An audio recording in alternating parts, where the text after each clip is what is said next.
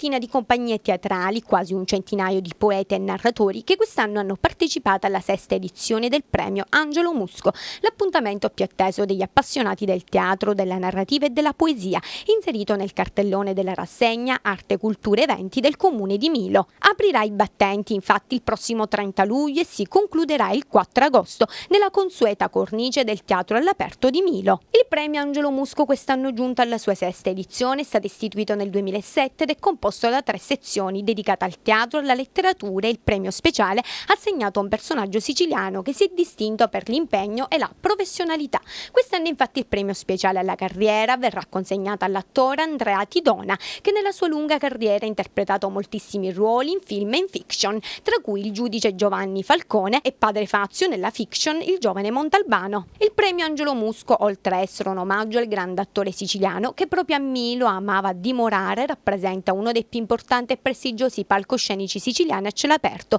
dove le tante emergenti compagnie teatrali possono esibirsi. Al vio la sesta edizione del premio teatrale Angelo Musco, un premio molto importante soprattutto per gli attori emergenti. Certamente sì, ed è una situazione, voglio dire, che voglio sottolineare, perché tenuto conto della situazione di crisi nella quale ci veniamo a trovare, è grande merito per il Comune avere continuato a sostenere questa iniziativa che appunto ha questa caratteristica, quella di segnalare e di tenere sotto osservazione attori emergenti, che siano attori legati alla nostra realtà e che siano anche legati alla tradizione del nostro straordinario teatro siciliano, che proviene da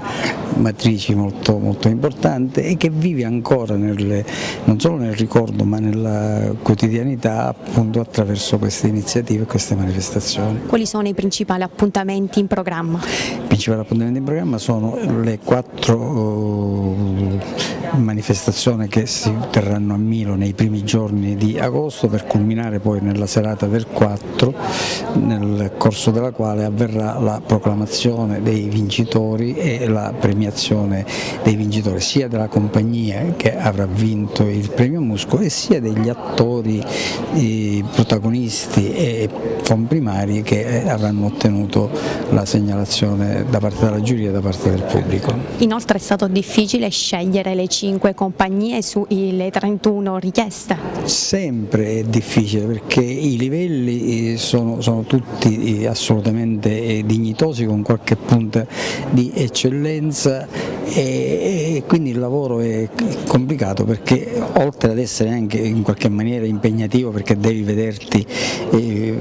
31 nel caso di specie, 31 spettacoli, e poi la scelta è veramente difficile. Grazie alla collaborazione con l'Università di Catania, il premio Angelo Musco è anche letteratura, una vetrina prestigiosa per giovani poeti e narratori. Quest'anno abbiamo avuto un incremento sia quantitativo, siamo più o meno sul centinaio delle opere, e sia qualitativo, con una presenza di case editrici di livello nazionale e devo dire anche con un buon, anzi ottimo livello di qualità, quindi siamo molto contenti che questo premio, che è un premio diciamo giovane, a 5 anni, comunque si sta affermando notevolmente.